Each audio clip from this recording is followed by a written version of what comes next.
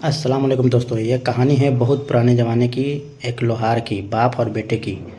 बहुत मज़ेदार कहानी है, चलिए देखते हैं। एक दिन बेटा अपने बाप से कहने लगा, अब्बा अब्बा मेरे लिए एक छुरी बनाओ जिसकी धार बहुत तेज हो। बाप ने कहा, बेटा छुरी भली ना कटारी, ये तो बताओ तुमने छुरी का करना क्या है।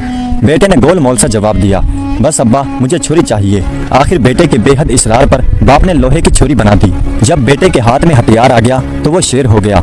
लगा बाप को डराने धमकाने कि अब्बा फौरन राजकुमार के महल में जाओ और मेरे लिए राजकुमारी का रिश्ता मांगो, अगर नहीं मांगा तो मैं ये छुरी मारकर तेरा सर तन से जुदा कर दूंगा। लोहार बेचारा ये सुनकर थर-थर कांपने लगा। लड़के की आंखों में खून उतरा हुआ था। लोहार उस घड़ी को कोसने लगा जब उसने बेटे को छुरी बनाकर दी थी। अब सोचने लगा कि करूं तो क्या करूं, उधर कुआं इधर खाई। अगर राजा से रिश्ता मांगने गया तो राजा मुझे मार डालेगा, और ना गया तो बेटा मुझे मार देगा। आखिर काफी सोच विचार के बाद उसने फैसला किया कि यूं मरने से बेहतर वहां मरना बेहतर है। चलो राजा के पास चलता हूँ, चाहे कत्ल ही क्यों ना हो जाऊं, बात तो हो जाएगी। कि लोहार राजा से रिश्ता मांगने आया था। अपने बेटे के हाथों गुमनामी की मौत मरने से बेहतर है कि राजा के हाथों इज्जत से मशहूर होकर मर जाऊं। एक दिन लोहार हिम्मत करके राजा के पास पहुंचा और वहां जाकर अपने बेटे के लिए राजकुमारी का रिश्ता मांगा। यह सुनकर राजा के तन बदन में आग लग गई कि कमी होकर मेरी बेटी का रिश्ता मांगता है। दिल तो चाहा कि अभी जल्लाद को हुक्म देकर उसका सर तन से जुदा करवा दूं, लेकिन वजीर जरा समझदार था। राजा के कान में सरगोशी करते हुए कहने लगा, महाराज इसे मरवा दिया तो खाम-खां हंसी मजाक होगी, लोग बात का बतंगड़ बना देंगे, हम किस किस का मुंह बंद करेंगे। अकलमंदी यही है कि हम किसी तरह से इसे टाल दें, सांप मरे और लाठी भी न टूटे। हम इससे ऐसा सवाल कर डालते हैं कि जिसका जवाब ये सारी जिंदगी भी ढूंढ नहीं पाएगा। अगर गुड़ देने से ये मर जाए तो जहर क्यों दीजिए।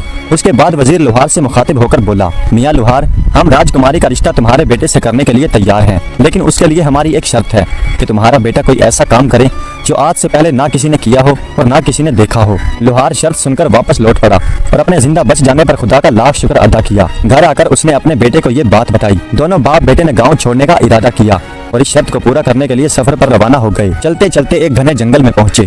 क्या देखते हैं कि एक आदमी शरी यानी शीरस के दरख्त के नीचे बैठा है। जमीन पर चारों तरफ शरी के पीले पीले फूल बिखरे हैं। आदमी ने चूल्हे में अपनी टांग डाल रखी है और पैर में से तड़ा तड़ आग के शोले निकल रहे हैं। चूल्हे पर खोलते हुए तेल की कड़ाही रखी है और वो पकौड़े तल तल कर खा रहा है। लोहार और उसके बेटे ने जब ये अजीब मंजर देखा तो वो हैरान हो गए और एक दूसरे से कहने लगे, ये काम तो राजा ने कहीं ना सुना होगा और ना कहीं देखा होगा, चलो यही सीखते हैं। लोहार उस आदमी से मुखातिब होकर बोला, अल्लाह के बंदे, मेरे बेटे को अपना शागिर्द बना लो और उसे भी इस तरह से पकौड़े तलना सिखा दो। वो आदमी लोहार से बोला, मियाँ आगे चले जाओ, आगे मेरा उस्ताद बैठा है, वो तुम्हारे बेटे को शागिर्दी पर रख ले तो रख ले, मुझे शागिर्द बनाने की इजाजत नहीं है। यह सुनकर दोनों बाप बेटा आगे चले गए। चलते चले जा रहे थे। आगे क्या देखते हैं कि एक बड़ की छांव के नीचे एक आदमी बैठा है और बड़ के चारों तरफ बड़ का फल बिखरा हुआ है। उसने चूल्हे में अपनी टांग डाल रखी है और एड़ी में तड़ातड़ आग के शोले निकल रहे हैं और चूल्हे पर उबलते हुए तेल की कड़ाही रखी है और वो जलेबियां तल तल कर खा रहा है। लोहार और उसके बेटे ने जब ये मंजर देखा तो एक दूसरे से कहने लगे, अरे ये काम तो पिछले काम से भी मुश्किल है, ये काम तो राजा ने ना कहीं देखा होगा और ना कहीं सुना होगा, चलो यही सीखते हैं। लोहार उस आदमी से मुखातिब होकर बोला, अल्लाह के बंदे, मेरे बेटे को भी अपने शागिर्दी में रख ले, इसे भी इस तरह से जलेबियां तलना सिखा दे। उस आदमी ने लोहार से कहा, मियाँ आगे जाओ, आगे मेरा उस्ताद बैठा है, वो तेरे बेटे को शागिर्दी पर रख ले तो रख ले, मुझे शागिर्द बनाने की इजाजत नहीं है। यह सुनकर दोनों बाप बेटा आगे रवाना हो गए। वो चलते चलते एक और जगह पर पहुंचे जहां क्या देखते हैं कि एक आदमी बेरी के पेड़ के नीचे बैठा है। जमीन पर बेरी के मीठे मीठे बेर बिखरे पड़े हैं। उसने भी चूल्हे में अपना पैर डाल रखा है और पैर में से तड़ातड़ आग के शोले निकल रहे हैं। चूल्हे पर गन्ने के रस से भरी हुई एक कड़ाही रखी है और वो गुड़ बना बनाकर खा रहा है। लोहार और उसके बेटे ने जब ये मंजर देखा तो मन ही मन में कहने लगे, अरे ये काम तो पिछले काम से भी ज्यादा मुश्किल है, ये काम तो राजा ने ना कहीं सुना होगा और ना कहीं देखा होगा, चलो यही सीख लेते हैं। लोहार उस आदमी से मुखातिब होकर बोला, अल्लाह के नेक बंदे, मेरे बेटे को भी अपनी शागिर्दी में रख लो, इसे भी इस तरह से गुड़ बनाना सिखा दो। वो बोला, ठीक है, मैं तेरे बेटे को अपना शागिर्द बना लेता हूँ, इसे अपने पास रख लेता हूँ, ये लो चाबियाँ। वो सामने एक कमरा है, उस कमरे का दरवाजा खोलो और अपने बेटे को कमरे में बिठाकर बाहर से दरवाजा बंद कर दो। लोहार ने उस आदमी की हिदायत पर अमल किया। जब बेटे को कमरे में बंद करके वापस जाने लगा तो उस आदमी ने लोहार से चाबियां वापस ले ली और लोहार से कहने लगा, अब 1 साल के बाद वापस आना। लोहार चाबियां देकर अपने घर वापस लौट गया। उधर लड़का कमरे में भूखा प्यासा बैठा था, इंतजार कर रहा था कि कोई आए और उसकी मदद करे, लेकिन पूरा दिन गुजर गया और उसकी मदद के लिए कोई न आया। फिर जब लड़के ने कमरे में चारों तरफ देखा तो उसके रोंगटे खड़े हो गए, खून खुश्क होने लगा। उसके सामने एक खौफनाक नजारा था। कमरे के अंदर चारों तरफ इंसानी हड्डियां बिखरी पड़ी थी। लड़के ने सोचा, न जाने मुझसे पहले कितने ही लोग इस मौत के कमरे में अपनी जान दे चुके हैं और मेरा हाल भी उनसे कुछ मुख्तलिफ नहीं होगा। मैं और मेरा बाप उस बाहर बैठे आदमी के धोखे में आ गए। अब मुझे भी इन आदमियों की तरह यहाँ पर एड़ियां रगड़ रगड़ कर मरना पड़ेगा। एक रोज मेरी भी हड्डियां इन हड्डियों की तरह बिखरी पड़ी होंगी। ये सोचकर उसकी आंखों में आंसू आ गए और फूट फूट कर रोने लगा। जब रोने से दिल का गुबार निकल गया तो कमरे में एक कोने में जाकर बैठ गया। दिल ने कहा, जब तक सांस तब तक आस। लड़के ने जमीन पर पड़ी हुई एक बड़ी सी हड्डी उठाई जिसका सिरा छुरी से ज्यादा तेज और तीखा था और दीवार खोदना शुरू कर दी। दीवार से मिट्टी गिरती रही और गिरती रही। आखिर रात दिन की मेहनत रंग लागी। दीवार में इतना बड़ा सुराख हो गया था कि एक आदमी उसमें से निकल सकता है। जब लड़का उसमें से निकलकर दूसरी तरफ गया तो क्या देखता है कि एक और कमरा उसका मुंतजिर है। कमरा खूब सजा हुआ है, कीमती पर्दे लटक रहे हैं। कमरे में बहुत कीमती कालीन बिछा हुआ है। जाली के पर्दे के पीछे सांस लेते हुए किसी बहुत हसीन जिस्म का एहसास होता है। जो ही लोहार के लड़के ने पर्दा सकाया तो उसकी आंखें खुली की खुली रह गईं। क्या देखता है कि एक गदराए हुए गोरे रंग की मालिक, एक बहुत खूबसूरत लड़की बिस्तर पर लेटी हुई सो रही है। जवानी की नींद में सांस लेते हुए उसका जिस्म मुसलसल हरकत में है। करवटों के बायस काले काले लंबे बाल उसके जिस्म से लिपटे हुए हैं। कुछ देर लड़का दीदे फाड़े उसे देखता रहा। उसी दौरान लड़की की आंख खुल गई। पहले तो लड़की अपने कमरे में अजनबी लड़के को देखकर डर गई और लड़का भी घबराया कि खुदा जाने क्या बला है। थोड़ी देर बाद जब दोनों मुत्तमीन हुए तो लड़की ने कहा, कोई बात नहीं, आजा मेरे पास आजा, यहाँ बिस्तर पर बैठ और मुझे बता कि तू कौन है और यहाँ कैसे पहुँचा। यह सुनकर लोहार के लड़के की हिम्मत बढ़ी।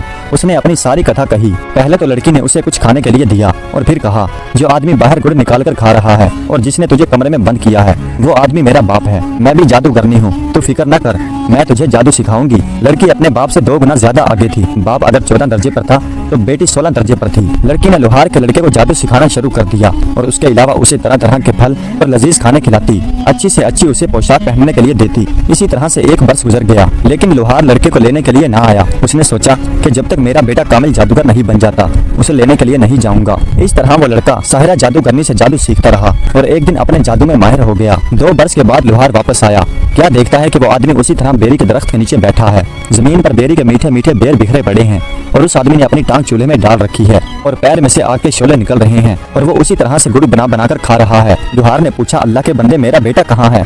2 साल पहले मैं उसे तेरी शागिर्दी में छोड़ गया था। वो आदमी कहने लगा, मैं तो 2 साल से यहीं पर बैठा हूँ और गुड़ बना बनाकर खा रहा हूँ।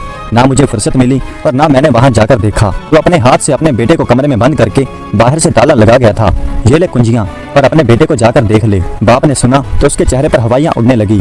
एक रंग आता और एक रंग जाता था। ये सोचकर कि 2 साल बाद बेटे की हड्डियां ही मिले तो मिले, वरना जिंदा मिलना तो नामुमकिन है। गुड़ खाने के उस शकीन आदमी को दिल में गालियां देता हुआ लोहार दौड़ा दौड़ा उस कमरे की तरफ गया और ताले में चाबी घुमाई। लड़की के कानों में जब चाबी की आवाज पड़ी तो लड़के से कहने लगी, अगर मेरा बाप हुआ तो हम दोनों को मार डालेगा और अगर तेरा बाप हुआ तो हम बच जाएंगे। लोहार दरवाजा खोलकर अंदर कमरे में गया तो कमरा खाली था। दीवार के सुराख में से गुजरकर जब दूसरे कमरे में पहुंचा तो क्या देखता है, सामने कमरे पर मसेरी पर एक खूबसूरत लड़की और उसका लड़का बैठे हुए हैं। मारने वाले से जान बचाने वाला ज्यादा बड़ा है। अपने बेटे को जिंदा देखकर बाप की जान में जान आई। दौड़कर बेटे को बेअख्तियार सीने से लगा लिया और खुदा का लाख लाख शुक्र अदा किया। उसके बाद लड़के ने अपने बाप को लड़की का तारुफ करवाया। असल हकीकत से जब लोहार वाकिफ हुआ तो वो कांप कर रह गया। उसने उसके बेटे की जान बचाने पर लड़की का शुक्रिया अदा किया। वो खूबसूरत जादूगरनी साहिरा कहने लगी, अब तुम दोनों की बचने की फकत एक ही आस है और वो ये कि ए लोहार, तू रोता पीटता और सिसकता हुआ बाहर मेरे बाप के पास जा और उसे जाकर कह कि मेरा बेटा भूख प्यास से मर गया, तुमने उसे बाहर निकाला ही नहीं। अब मुझे इतनी इजाजत तो दे कि उसकी हड्डियों को किसी कपड़े में बांध कर ले जाऊं ताकि उसकी हड्डियों को दफन कर सकूं। लोहार रोता हुआ कमरे से बाहर निकला। जैसा लड़की ने समझाया था उसने वैसा ही किया। गुड़ बनाता और खाता हुआ वो आदमी बोला, हाँ हाँ हड्डियां ले जा, मैंने उनका क्या करना है। और उस बूढ़े जादूगर ने हड्डियां ले जाने के लिए एक बड़ी सी चादर भी फराहम कर दी। लोहार दोबारा कमरे में आया और लड़के की बताई गई हिदायत के मुताबिक अपने बेटे को चादर में छुपा लिया। जब बेटे को चादर में छुपाए कंधे पर उठाकर बाहर जाने लगा तो लड़की बोली, मेरी एक बात पल्ले से बांध लो, मैंने तुम्हारे लड़के को जो जादू सिखाया है उस जादू के जरिए रास्ते में ही कहीं कमाई करना शुरू न कर देना। अगर तुमने रास्ते में ही अमीर होना शुरू कर दिया तो मेरे बाप को पता चल जाएगा और फिर वो तुझे और तेरे बेटे को नहीं छोड़ेगा। खूबसूरत साहिरा कमरे में ही रही। लोहार ने उस लड़की से कहा कि बेटी तू भी हमारे साथ चल, अपने संगदिल और जालिम बाप से रिहाई हासिल कर। लेकिन लड़की ना मानी और कहने लगी कि इस तरह से हम तीनों ही पकड़े जाएंगे और वैसे भी अब मेरा जीना मरना यहीं पर है, यहाँ से भागकर मैं कहाँ जाऊंगी। लोहार अपने बेटे को कपड़े में लपेटे कंधे पर उठाए बाहर निकला। उसने चाबियों का गुच्छा दूर ही से जादूगर की तरफ फेंक दिया जो अभी तक बैठा गुड़ बना रहा था और साथ ही साथ खा रहा था। जादूगर ने उसकी तरफ कुछ ज्यादा ध्यान नहीं दिया, चाबियां उठाई और फिर से अपने काम में मसरूफ हो गया। जब लोहार सफर किए उस आदमी से कहीं दूर निकल आया तो उसने अपने कांधे से नीचे उतारा, फिर अपने बेटे को चादर से बाहर निकाला और दोनों ने खुदा का शुक्र अदा किया कि उन दोनों की जान बच गई। और फिर से बाप बेटों ने सफर का आगाज शुरू किया। वो चले जा रहे हैं और चले जा रहे हैं और चलते चलते जंगल से बाहर निकल आए। अब वो हरे भरे खेतों में पहुंच गए। एक जगह क्या देखते हैं कि रहड़ चल रहा है, बैल घूम रहा है और कुएं से पानी निकल रहा है। पास ही एक जमींदार खड़ा है। लोहार का लड़का अपने बाप से कहने लगा, अब्बा मैं तुम्हें एक जादू दिखाता हूँ। मैं एक मंत्र पढ़ूंगा और बैल बन जाऊंगा। तुम मुझे जमींदार को बेच देना, लेकिन याद रखना मेरा रस्सा उतार लेना, उसे साथ मत देना। लड़के ने कुछ पढ़ा और फिर बैल बन गया और फिर दोनों चलते चलते जमींदार के पास पहुंचे। जमींदार ने इस कदर खूबसूरत और पला हुआ बैल देखा तो कहने लगा, बाबा जी क्या तुमने बैल को बेचना है? लोहार ने कहा, हाँ बेचना है। जमींदार ने पूछा, क्या लोगे? लोहार ने कहा, 5.25 रुपए। जमींदार को सोच में डूबे हुए देखकर लोहार बोला, मेरा बैल बहुत अच्छा है, अगर तुझे यकीन न आए तो इसे हल में जोड़कर देख ले। जमींदार ने बैल को रहट में जोड़ा। बैल खूब पानी निकालने लगा, उसके पहले वाले बैल से भी कहीं ज्यादा। जमींदार बैल को देखकर राजी हो गया और उसे खरीदने के लिए भी मान गया। लोहार कहने लगा, लेकिन मैंने अपना रस्सा नहीं देना। जमींदार बोला, कोई बात नहीं, तुम अपना रस्सा उतार लो, मैं खुद ही अपना नया रस्सा डाल लूंगा। जमींदार ने 5.25 रुपए दिए और वो बैल खरीद लिया। जब लोहार चलते चलते काफी दूर निकल गया तो बैल ने अपना रुख मोड़ा और भाग खड़ा हुआ, सीधा लोहार के पास पहुंचा और वहां जाकर फिर लड़का बन गया। जमींदार बेचारा हाथ में डंडा पकड़े भागा भागा दौड़ा दौड़ा और हाँफता हुआ लोहार के पास आया और कहने लगा, बाबा तुमने मेरा बैल तो नहीं देखा? लोहार बोला, बैल तो मैं अभी अभी तुम्हारे हवाले करके आया हूँ, बैल कहाँ है? बेचारे जमींदार के वहमो ख्याल में भी नहीं आ सकता था कि उस बूढ़े लोहार के साथ जो लड़का जा रहा है वही उसका भागा हुआ बैल है। जमींदार वापस लौट गया। लोहार और उसके लड़के ने लड़के की दी गई हिदायत पर अमल नहीं किया और रास्ते ही में कमाई करना शुरू कर दी। अब रास्ते ही में उन्हें उसका खामियाजा भुगतना पड़ा। बूढ़े जादूगर को पता चल गया कि लोहार का लड़का जिंदा है और मेरी कैद से फरार हो चुका है। मेरी अपनी बेटी ने उसे मुकम्मल जादू सिखा दिया है। वाकई ही घर का भेदी लंका ढाता है। जादूगर ने एक बूढ़े आदमी का भेष धारा और उनसे पहले ही आगे रास्ते में आकर बैठ गया। लोहार के लड़के को क्योंकि पहले ही कामयाबी मिली थी इसलिए उसने फिर से लालच किया और इस बार ऊंट बनने का सोचा। अब्बा इस बार तू मेरे बदले पूरे 9 रुपये मांगना और 1 रुपया भी कम मत करना और याद रहे मेरे साथ नकेल मत देना। इतना कहकर लड़के ने मंत्र पढ़ा और ऊंट बन गया। लोहार उस ऊंट का रस्सा पकड़े पकड़े चलता चलता उस जादूगर के पास पहुंच गया जो फकीर का भेष बदले उनका इंतजार कर रहा था। फकीर ने लोहार से पूछा, बाबा जी क्या ऊंट बेचना है? फकीर ने लोहार के दिल की कही थी। उसने खुश होकर कहा, हाँ बेचना है। फकीर ने कहा, क्या लोगे? लोहार ने कहा, 9 रुपये। फकीर ने फौरन 9 रुपये निकाले और लोहार की हथेली पर रख दिए। अब लोहार को याद आया और बोला, मैंने ऊंट के साथ नकेल नहीं देनी। फकीर भी जादूगर था और राजदार था, नकेल के भेद और अहमियत से वाकिफ था और बोला, मैंने तुम्हें मुंह मांगी कीमत दी है और नकेल ऊंट के साथ ही खरीदा है, इसलिए नकेल तो तुम्हें देनी पड़ेगी। गर्ज उनके बीच इतनी बहस और इतनी तू मैं हुई कि राह चलते मुसाफिर रुक गए और इर्द गिर्द खेतों में काम करते हुए किसान भागे भागे आए और वहाँ पर जमा हो गए। फकीर ने लोगों से मुखातिब होते हुए कहा, लोगों खुदा लगती कहो, क्या तुमने आज तक ये सुना है कि कोई जानवर बिक जाए और बेचने वाला जानवर बेचने के बाद उसके गले से रस्सा उतार ले? देखो देखो ये आदमी मुझे पूरी कीमत पर ऊंट बेचने के बाद ये नकेल वापस लेने पर झगड़ा कर रहा है। फकीर की बात में वजन था। जब लोगों ने देखा कि ये तू मैं नकेल के लिए हो रही है तो सबने लोहार को झूठा किया। इतने लोगों के आगे लोहार की पेश न गई। उसे ना चाहते हुए भी ऊंट के साथ फकीर के हवाले वो नकेल करनी पड़ी। फकीर जो जादूगर था और नकेल की हकीकत से वाकिफ था, खुशी के मारे उछलने लगा। लड़का अब जादूगर के कब्जे में था क्योंकि अब नकेल जादूगर के हाथ में थी और इसलिए उसके लिए अब ये मुमकिन ना था कि वो पहले की तरह आजाद होकर वहाँ से भाग जाए। लेकिन लड़का भी अब आम लड़का नहीं था। 2 साल जादूगर ने की लड़की की शागिर्दी में रहने के बाद एक कामिल जादूगर बन चुका था। उसने मंत्र पढ़ा और कबूतर बनकर उड़ गया। जादूगर के हाथ में नकेल का दूसरा सिरा फट से नीचे गिर गया। उसने पीछे मुड़कर देखा तो ऊंट का कहीं नामो निशान भी नहीं था और नकेल नीचे जमीन पर घिसट रही थी। अब जादूगर ने भी मंत्र पढ़ा और बाज बनकर कबूतर के पीछे लग गया। लेकिन लड़का भी कुछ कम नहीं था। शेर को सवा शेर। कबूतर ने जब नीचे झुककर देखा, गांव की कुछ औरतें झुकी हुई छप्पड़ में से हाथ भर भरकर काली स्याह चिकनी मिट्टी निकाल रही हैं ताकि अपने कच्चे घरों और फर्शों पर पोछा लगा सकें। इससे पहले कि बाज कबूतर को पकड़ता, लड़का मंत्र पढ़कर मेंढक बनकर छप्पड़ में जा गिरा। ये देखकर बूढ़ा जादूगर बगला बन गया। छप्पड़ में उतरा और चूंचे मार मार कर मेंढक को तलाश करने लगा। एक गांव की खूबसूरत गोरी लड़की भी अपने लंबे लंबे हाथों से मिट्टी निकाल रही थी। लड़के ने फिर से मंत्र पढ़ा और मेंढक से छल्ला बनकर लड़की की उंगली में चला गया। बगला भगत यानी जादूगर अब उसकी छोटी उंगली से छल्ला निकालने से तो रहा। थोड़ी देर बाद औरतें मिट्टी बर्तनों में डालकर अपने घरों की तरफ चल पड़ी। जैसे ही लड़की अपने घर पहुंची, जादूगर बगले से फकीर बन गया और सदा लगाते हुए उनके घर पर जा पहुंचा। लड़की छन्ने में आटा डाले दरवाजे पर आई। जादूगर बोला, बेटी मैंने आटा नहीं लेना, मैंने तो वो छल्ला लेना है जो तुम्हारे दाएं हाथ की छोटी उंगली में है। ये बात सुनकर लड़की को गुस्सा आ गया।